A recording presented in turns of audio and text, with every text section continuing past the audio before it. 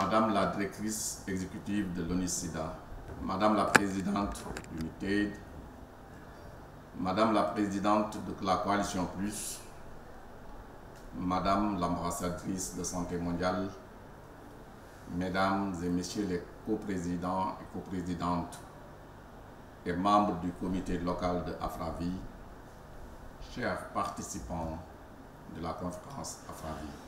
La Covid-19 nous a démontré, s'il le fallait, les maladies transcendent les frontières, que le monde de l'infiniment petit peut fragiliser nos sociétés, même les plus avancées. Les scientifiques et chercheurs que vous êtes ne l'avaient jamais ignoré. Quant au monde profane, il l'a violemment découvert. Pourtant, les maladies pour lesquelles Afravi se mobilise continuent à nous interpeller. Seulement, en 2019, plus de 38 millions de personnes vivaient encore avec le VIH à travers le monde, dont plus de 1 800 000 enfants et plus de 1 700 000 nouvelles infections. Et malgré les considérables avancées médicales, les progrès scientifiques, notamment le déploiement massif des médicaments antirétroviraux, près de 700 000 personnes sont décédées de maladies liées au sida cette même année. C'est évidemment beaucoup trop et très largement en deçà des objectifs fixés par l'ONU-SIDA.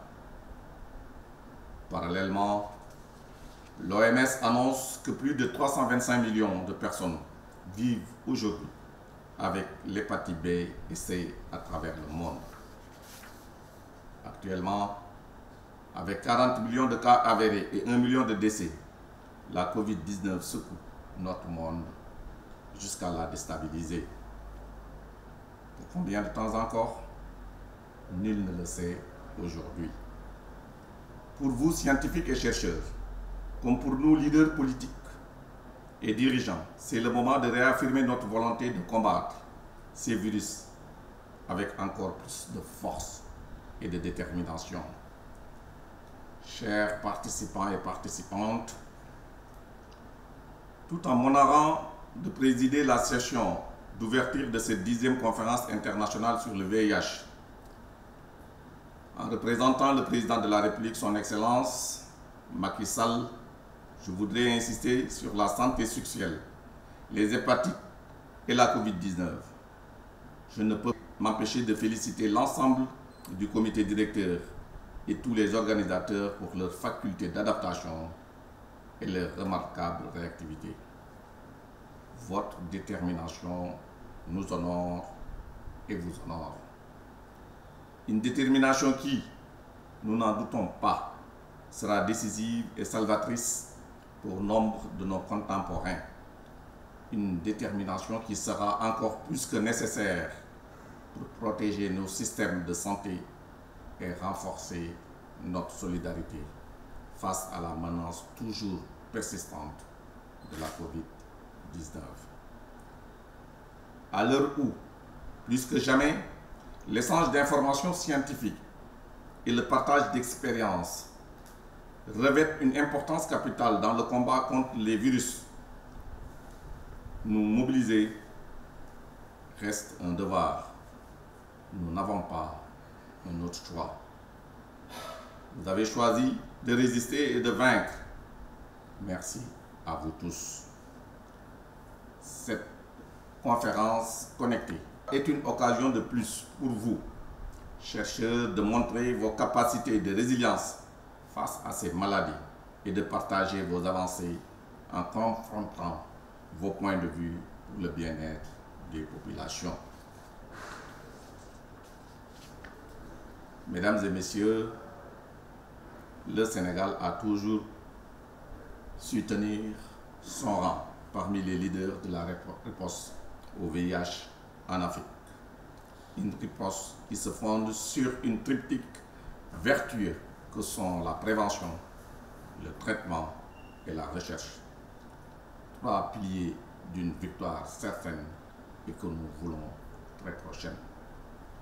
Vous conviendrez avec moi que les efforts fournis par mon gouvernement, par le gouvernement du Sénégal, pour permettre l'accès gratuit au traitement du VIH au plus grand nombre sont considérables. Il reste urgent pour nous de nous assurer que personne ne sera laissé sur le bord du chemin, que les populations les plus vulnérables seront protégées pour rompre la chaîne de transmission du VIH. C'est le prix à payer pour mettre fin à l'épidémie du sida. Un objectif, certes ambitieux, mais qui reste à notre portée. Nous savons aussi que c'est en soutenant la recherche, l'innovation et le talent que nous finirons par vaincre ces virus. Le VIH, le virus de l'hépatite ou du coronavirus. Aujourd'hui, le Sénégal, fidèle à ses valeurs, s'implique avec énergie dans la lutte contre la COVID-19. Permettez-moi ici de remercier la communauté médicale sénégalaise qui se mobilise chaque jour avec rigueur et abnégation contre la pandémie de la COVID-19, avec des résultats que beaucoup d'observateurs considèrent comme une réussite. Mais nous restons humbles et continuons la mobilisation. Nous témoignons aussi notre gratitude à tous ces acteurs scientifiques et médicaux disséminés dans le monde entier et qui ne cessent de lutter contre la progression de ces pandémies. Aux associatifs et aux communautés concernées, je voudrais dire que je mesure à sa juste valeur leur dévouement et l'importance de leurs apports en tant qu'acteurs clés de la riposte contre les maladies. Dans notre politique de riposte contre les pandémies, notre approche doit être globale et multisectorielle pour être efficace. C'est une nécessité, une évidence. C'est par cette approche globale qui place les communautés de l'humain au cœur de notre action que nous vaincrons ces maladies. Nous en avons la certitude, une certitude que vous partagez sûrement avec nous. Chers participants, avec vous et contre ces virus, j'ai toute confiance en notre avenir. C'est aussi avec une note d'espoir que je déclare officiellement ouverte la conférence francophone connectée sur le VIH, la santé sexuelle, les hépatites et la COVID-19. Je vous remercie.